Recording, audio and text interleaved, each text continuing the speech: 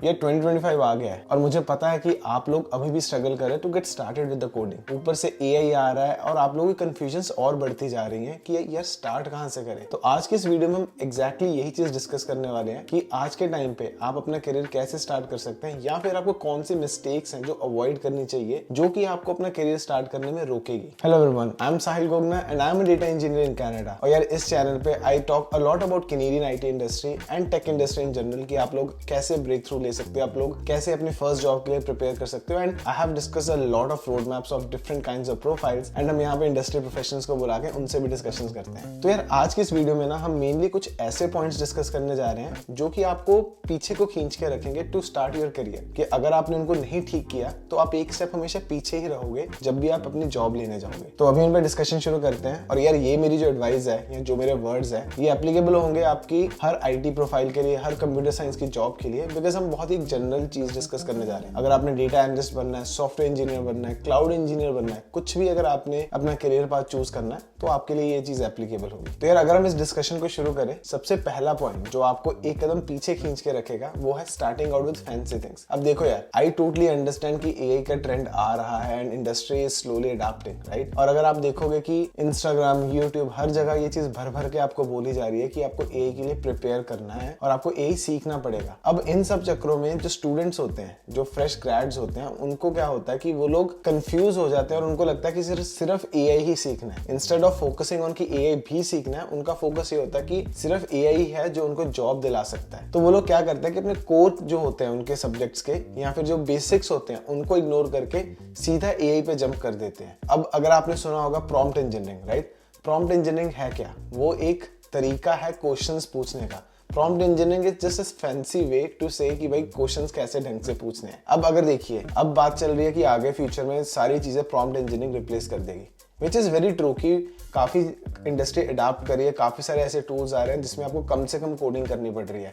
But आप खुद सोचिए, अगर आप एक वेब डेव ऐप बना रहे हो और अगर आपको एक प्रॉम्प्ट इंजीनियरिंग वाला प्लेटफॉर्म भी देते जहां से आप पूरी एंड टू एंड ऐप बना सकते हो, आप डीबग कर सकते हो, बट उसके लिए आपको बेसिक्स तो आने चाहिए। एआई जो है वो आपके करंट जो आपके कोर स्किल्स को रिप्लेस नहीं कर रहा, उसमें ऐड ऑन कर रहा है। सो रादर देन आप सीधा ही किसी प्रॉम्प्ट इंजीनियरिंग वाली वेबसाइट पे जाके वो सब सीखना शुरू कर दे कि जी वेब डेव में मेरे को जावास्क्रिप्ट सीखने की जरूरत नहीं है या फिर डेटा एनालिसिस के लिए मेरे को पाइथन सीखने की जरूरत नहीं है। पहले आप अपना थोड़ा सा टाइम कोर बेसिक्स पे लगाइए। जब आपको बेसिक्स आ गए, जब आपने कुछ अच्छे प्रोजेक्ट्स कर लिए, देन मूव टुवर्ड्स एआई। तब आप ये चीज सोचिए कि एआई आपकी कैसे हेल्प कर सकता है, क्योंकि अगर यार आपको इन डेप्थ चीजें खुद नहीं पता होगी तो आप अच्छे क्वेश्चंस कैसे पूछोगे। अब एआई से आपने काम कैसे करवाना है फ्यूचर में, आपने एआई को इंस्ट्रक्शंस देनी है, आपने उससे क्वेश्चंस पूछना है कि ये चीज क्यों नहीं हो रही, ये चीज कैसे हो रही है, वो सब चीजें पूछनी है। और वो आप तब तक नहीं पूछ सकते जब तक आप खुद उस चीज के या फिर उस टेक्नोलॉजी के एक्सपर्ट नहीं हो। तो यार मैं ये कहना चाह रहा हूँ कि एआई बहुत ही इंपॉर्टेंट चीज है, बट अगर फॉर एग्जांपल आपको डेटा साइंटिस्ट बना तो डायरेक्टली आप एआई पे जंप करने के बजाय कि अगर आपकी जो फाउंडेशन है वो स्ट्रांग होगी तभी आप उसको यूटिलाइज करके उसके ऊपर बिल्डअप कर सकते हो यूजिंग एआई। और अगर आप एक ऐसा माइंडसेट रखोगे तभी आप एक इरिप्लेसेबल एसेट बन पाओगे। और यार इसी सब के साथ अपना आता है second point, which is not understanding कि आप एआई को यूज कैसे कर सकते हो। अब देखो, हमने बात करी कि आपको कोर बेसिक सीखने हैं, आपको वो चीजें अच्छे से आनी चाहिए, राइट। अब जो एआई है वो आपको हेल्प कर सकती है इस प्रोसेस को फास्ट करने में, ठीक है। अब फॉर एग्जांपल चैट जीपीटी है, जेमिनी है, ये जितने भी आपके प्लेटफॉर्म्स हैं, यहाँ पे आप जाके सीख सकते हो कि आप फॉर एग्जांपल अगर आपने पाइथन भी सीखनी है, आप अपने उस प्रोसेस को जो आपको आइडियली वीडियोस देख के या फिर गीक फॉर गीक्स या फिर ऐसे प्लेटफॉर्म्स को फॉलो करके अगर आपको 2 महीने लगते पाइथन लैंग्वेज को सीखने को, वही सब चीजें आप उसको फास्ट कर सकते हो यूजिंग ऐसे जो चैट जीपीटी हो गया, राइट, ऐसे प्लेटफॉर्म्स को यूज करके, ऐसे एलएलएम मॉडल्स को यूज करके। तो उससे क्या होगा कि अगर आपको प्रॉम्प्ट इंजीनियरिंग, अगर आपको ढंग से क्वेश्चंस पूछने आते हैं तो आप लोग अपने प्रोसेस को फास्ट कैसे कर पाओगे कि आप एआई से आप ये कह सको कि मेरे को पूरा स्क्रैच से सिखाइए, कि मेरे को पाइथन का कुछ नहीं आता, मेरे को ये चीज सीखनी है, राइट। तो आप Q&A करके, आप पूरे एक प्रोसेस को फॉलो करके, आप अपने खुद के रोड मैप जनरेट करके आप लोग एआई की हेल्प लेके बहुत कुछ चीजें सीख सकते हो। अगर आज के टाइम में आपको नए प्रोजेक्ट्स बनाने हो, राइट, अगर आपके पास एक आइडिया है, आप एआई के साथ ब्रेनस्टॉर्म कर सकते हो कि यार मैं वेब डेव का बंदा हूँ या फिर I am a data analyst and this is what I want to build, ठीक है। अब उसके स्टेप बाय स्टेप अप्रोच क्या होगी और एक अच्छा एंड टू एंड प्रोजेक्ट कैसे बन सकता है, ये सब आप एआई पे डिस्कशन भी कर सकते हो।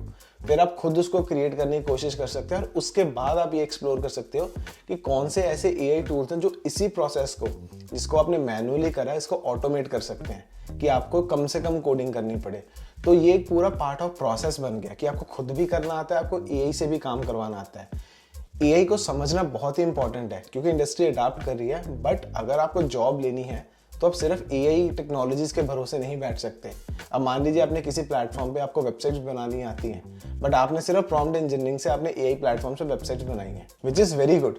बट यार अगर आप इंटरव्यू में जाओगे, इंटरव्यू में तो आपसे वही क्वेश्चंस पूछे जाएंगे ना, जावास्क्रिप्ट के अराउंड, आपसे डेटा स्ट्रक्चर एंड एल्गोरिथम के क्वेश्चंस भी पूछे जाएंगे, थोड़े से सिस्टम डिजाइन के क्वेश्चंस पूछे जाएंगे।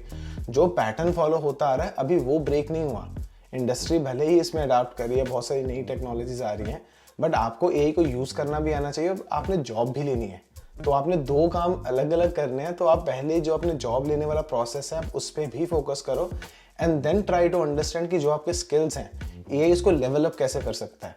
अब अगर आपने एक अच्छा रेज्यूमे बना लिया, उस पर आपने अच्छे प्रोजेक्ट्स लिख दिए, प्लस उसमें आपने ये लिख दिया कि आपको एआई की भी समझ है कि वो कैसे आपकी हेल्प कर सकती है, राइट, आपका रेज्यूमे एक नेक्स्ट लेवल बन जाएगा अगेंस्ट अ रेज्यूमे जहां पे आपने सिर्फ एआई के साथ ही काम करा है। अगर आपको जावास्क्रिप्ट पे क्वेश्चंस पूछ लिए तो फिर आप क्या करोगे, फिर तो आपके पास कुछ नहीं होगा ना। तो इसीलिए कोर बेसिक्स पे ध्यान दो, देन ट्राई टू थिंक कि भाई एआई आपको कैसे हेल्प कर सकता है to automate those processes, to help you reduce the manual process, जो भी आप मैनुअली कोडिंग भी कर रहे हो। तो देन ऐसे आपका एक बहुत ही स्ट्रॉन्ग रेज्यूमे और बहुत ही आपकी स्ट्रॉन्ग प्रोफाइल बनेगी। और अब अगर मैं नंबर 3 की बात करूँ, सबसे बड़ी मिस्टेक स्टूडेंट्स करते हैं ना, वो है कि वो सर्टिफिकेशंस के पीछे भागते हैं। किसी को भी टेक जॉब लेनी है, किसी को भी आईटी में एंटर करना है, उनका सबसे पहला क्वेश्चन ये नहीं होता कि मैं अच्छे प्रोजेक्ट कैसे बनाऊं या फिर मैं क्या टेक्नोलॉजी सीखूं। उनका सबसे पहला क्वेश्चन होता है मैं कौन सी सर्टिफिकेट्स करूं कि मेरे को जॉब मिल जाए। देखो यार, एक सिंपल सा प्रोसेस है, ठीक है। सर्टिफिकेशन को हम अच्छे से एक्सप्लेन करते हैं कि अब कंपनीज जो है वो आपको जॉब क्यों देगी, क्योंकि उनको अपनी प्रॉब्लम सॉल्व करके पैसा कमाना है। और अगर आप उनकी प्रॉब्लम्स को सॉल्व कर सकते हो यूजिंग योर टेक स्किल्स, फिर वो आपको हायर करेंगे। अब एक जो सर्टिफिकेशन है, इट सिंपली सिग्निफाइज कि आपको उस टेक्नोलॉजी की समझ है, बट क्या आप उस टेक्नोलॉजी को यूज करके प्रॉब्लम्स को सॉल्व कर सकते हो या नहीं कर सकते, वो आपका कैसे पता चलेगा, वो प्रोजेक्ट से पता लगेगा। बट अगर हम सर्टिफिकेशंस की बात करें, स्टूडेंट्स को ये चीज़ की क्लैरिटी नहीं है कि सर्टिफिकेशन का मतलब क्या होता है। उनको लगता है कि यूडेमी, कोर्सेरा जैसी ये जो वेबसाइट्स होती हैं, वहां से अगर आपने कोर्स कर लिया, दैट इज कॉल्ड सर्टिफिकेशन। आप देखोगे अपने रेज्यूमे में, अपने आसपास दोस्तों के रेज्यूमेस को देखना है या फिर ऑनलाइन भी आप देखोगे रेज्यूमेस में, आपको दिखेगा कि स्टूडेंट्स ने या फिर जो जॉब एस्पिरेंट्स हैं उन्होंने ढेर सारे यूडेमी के सर्टिफिकेशंस लिखी होती हैं। Java certified professional from Udemy, Python certification, SQL certification. अब कंपनीज को इससे कोई लेना देना नहीं है, राइट। सबसे पहले आपको अपने कोर बेसिक्स को सीखना है, अच्छे प्रोजेक्ट्स बनाने हैं। और अगर आपने सर्टिफिकेशन करनी है वो होनी चाहिए प्रॉक्टेड एग्जाम। फॉर एग्जाम्पल, जितनी भी आप AWS की सर्टिफिकेशंस करते हो, जो सोल्यूशंस आर्किटेक्ट हो गई या फिर आपकी जो स्पेशलाइज सर्टिफिकेशन होगी, सेम विद एज़्योर, राइट, वो जो आप सर्टिफिकेशंस करते हो उसमें पहले आपको पढ़ना पड़ता है, फिर उसके बाद आपको एग्जाम देना पड़ता है, राइट। उस टाइप की सर्टिफिकेशंस डेफिनेटली वैल्यू होल्ड करेंगी, बट इनको आप यूडेमी सर्टिफिकेशन से कंफ्यूज मत कीजिए। जस्ट बिकॉज अगर आपको एक पेपर मिल रहा है कि आपने कुछ कंप्लीट कर लिया, इट डजंट सिग्निफाइज कि आपको वो चीज़ आती है, राइट। कोई भी सर्टिफिकेशन करने से पहले आपको ये समझना चाहिए कि are you a problem solver, आप उस टेक्नोलॉजी को यूज करके प्रॉब्लम को सॉल्व कर पाओगे, एंड देन उसके बाद आपकी जो सर्टिफिकेशन होगी आपकी प्रोफाइल को और स्ट्रॉन्ग कर देगी। नंबर 4 यार जो मिस्टेक है वो है नॉट फाइंडिंग अ मेंटर। अब स्टूडेंट्स क्या करते हैं कि वो अकेले ही ऑनलाइन इतने सारे रिसोर्सेज को फॉलो करना शुरू कर देते हैं और वो कंफ्यूज हो जाते हैं। उनको चाहिए एक प्रॉपर गाइडेंस, उनको चाहिए एक अच्छे रोड मैप्स। या तो आप एआई की हेल्प लो या फिर आप रियल लाइफ मेंटर्स ढूंढो। आप लोगों को मेंटर वर्ड का मतलब नहीं पता, आपको लगता है कि कोई एक यूट्यूबर या फिर कोई एक इंस्टाग्राम इन्फ्लुएंसर वही आपका मेंटर बन सकता है। आप अपने आसपास देखने की कोशिश ही नहीं करते। अब आपके जिन आपके कॉलेज सीनियर्स को आपसे ज़्यादा नॉलेज है वो आपके मेंटर बन सकते हैं। अगर आपका कोई एक दोस्त है जो मान लीजिए सीक्वल में बहुत स्ट्रॉन्ग है, वो हर क्वेश्चन को सॉल्व कर लेता है, वो लीड कोड में बहुत अच्छा है, वो आपका मेंटर बन सकता है। मेंटर इज समवन जो आपको गाइड कर सके कि भाई आप प्रोसेस को ऐसे करो। और अगर आपको अच्छे मेंटर्स ढूंढने तो आप लिंक्डइन पे जाइए। आप लिंक्डइन पे ट्राई कीजिए कि जो आपके कॉलेज के पास आउट्स हैं, जो अब अच्छी अच्छी कंपनीज में काम करते हैं, आप उनको रीच आउट करने की कोशिश कीजिए, उनसे पूछे कि क्या वो आपके मेंटर बन सकते हैं। मेंटर का मतलब टीचर नहीं होता, वो आपको पढ़ाएंगे नहीं। मेंटर का सिंपली मतलब ये होता है कि जब भी आप कंफ्यूज हो, जब भी आपको कुछ नहीं पता लग रहा कि यार मैं कौन सी टेक्नोलॉजी कहाँ से करूँ, कितनी करूँ, मैं अच्छे प्रोजेक्ट्स कैसे बनाऊँ, ये मेरा प्रोजेक्ट अच्छा है या नहीं है, इस टाइप की आप प्रॉब्लम्स अपने मेंटर से डिस्कस कर सकते हो। वो एक 30 मिनट्स की कॉल में या फिर 15-10 मिनट्स की कॉल में वो आपको बता देंगे कि यार आप सही डायरेक्शन में जा रहे हो या फिर नहीं जा रहे। तो इन शॉर्ट मेंटर का मतलब होता है कि वो इंसान जो आपको रास्ता दिखाए, ना कि जो आपको पढ़ाए। ठीक है, तो मेंटर से किस टाइप के क्वेश्चंस पूछने हैं, कैसे अप्रोच करना है, इसके बारे में ऑलरेडी बात कर चुका हूँ पिछली वीडियोस में। आप इन लिंक्डइन की वीडियोस को चेक करना, उसमें आपको डिटेल्ड इन्फॉर्मेशन मिल जाएगी। बट अगर आपको मेंटर वर्ड का मतलब नहीं पता और अच्छे मेंटर्स नहीं ढूंढ रहे, this will definitely pull you back to enter into the tech industry. आपको एक अच्छी जॉब लेने से ये चीज रोकेगी। और यार फिफ्थ और जो लास्ट पॉइंट है वो है कि आप अच्छे प्रोजेक्ट्स नहीं करते, आप वॉलंटियर नहीं करते। अब काफी सारे जो फ्रेशर्स होते हैं उनको ये होता है कि यार हमारे पास तो वर्क एक्सपीरियंस है नहीं, राइट? तो फिर हम अपने रिज्यूमे पे लिखें क्या, हम कैसे कंपनीज को बताएं कि हम प्रॉब्लम सॉल्वर हैं। ठीक है, उसके बेसिकली 2-3 तरीके होते हैं। नंबर 1 थिंग इज कि आप इंटर्नशिप्स करो, जो कि अगेन बहुत सारे लोग नहीं कर पाते बिकॉज कंपटीशन इतना हो गया कि काफी स्टूडेंट्स को नहीं मिल पाती। ठीक है, आपकी पहली प्रेफरेंस वो होनी चाहिए। अगर नहीं है इट्स ओके, ठीक है, अब हम कुछ कर तो सकते नहीं अगर इंटर्नशिप हमारी नहीं लगी। फिर दूसरे नंबर पे आते हैं आपके प्रोजेक्ट्स, राइट? प्रोजेक्ट्स को आप इक्वल प्रायोरिटी भी दे सकते हो as an internship because at the end you are trying to solve a problem. और प्रोजेक्ट का मतलब होता है एक अच्छा एंड टू एंड प्रोजेक्ट। ये नहीं कि आपने बेसिक मर्न स्टैक पे अगर आप फॉर एग्जांपल कैलकुलेटर ऐप बना दिया आपने, या फिर बजटिंग ऐप बना दी, या फिर जो एप्स हर स्टूडेंट बना रहा है, वो नहीं होता। अच्छे प्रोजेक्ट का मतलब होता है कि you are trying to solve a problem. फिर चाहे आपका एक ही कस्टमर हो, चाहे आपने अपने फादर के बिजनेस के लिए कुछ वेबसाइट बनाई हो या फिर कुछ एक एंड टू एंड प्रोजेक्ट किया हो, उनके प्रोसेस को जिन पे लेट्स से कि आप उनको 2-3 दिन लगते थे उस प्रोसेस को करने में, आपने कुछ ऐसा प्रोग्राम उनको लिख दिया जिससे वो काम सिर्फ 2-3 घंटे में होने लग गया।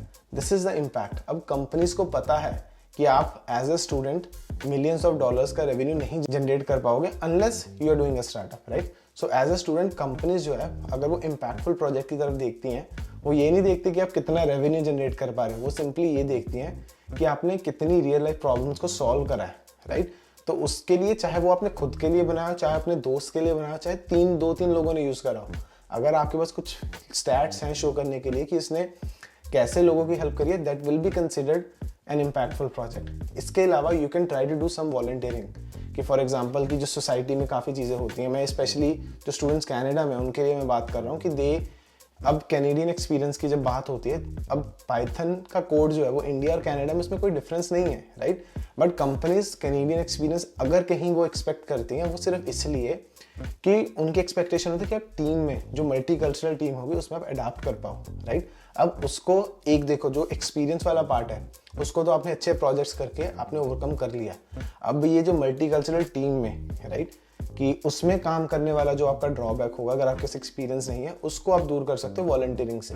तो यहाँ पे अगर आपने सोसाइटी में कुछ सोशल वर्क्स किए होंगे, कहीं पे वॉलंटियर करा होगा, तो अगर आप वो चीज़ें रिज्यूमे में लिखते हो तो उनको थोड़ा पता लग जाए कि आपको सोशली काम करना आता है, आप you are a team player, आपको दूसरों के साथ काम करना आता है, एक तो आपने प्रेजेंट करना होता है, राइट? तो मैं आपको यही सजेशन दूंगा कि आप अच्छे प्रोजेक्ट्स करो, अच्छी जगह वॉलंटियर करो, ताकि आपके पास रेज्यूमे में बहुत कुछ लिखने को हो अगर आप अपना करियर स्टार्ट कर रहे हो। बस यार यही थी आज की वीडियो। कुछ मेरे दिमाग में पॉइंट्स है जो मैं आप लोगों के साथ शेयर करना चाहता था। बाकी आप मेरे को कमेंट सेक्शन में बताओ कि आपको कहाँ पे प्रॉब्लम्स आ रही हैं, आप किस टाइप की वीडियोस देखना चाहोगे, मैं वैसा ही कंटेंट आगे प्लान करूंगा। अगर आपको वीडियो अच्छी लगी हो तो make sure to like it and subscribe the channel, क्योंकि इससे मेरे को मोटिवेशन मिलती रहेगी, मेरे को ये पता चलता रहेगा कि जो मेरा कंटेंट है वो सही ऑडियंस तक पहुंच रहा है। Thanks a lot for watching और हम मिलते हैं अगली वीडियो में।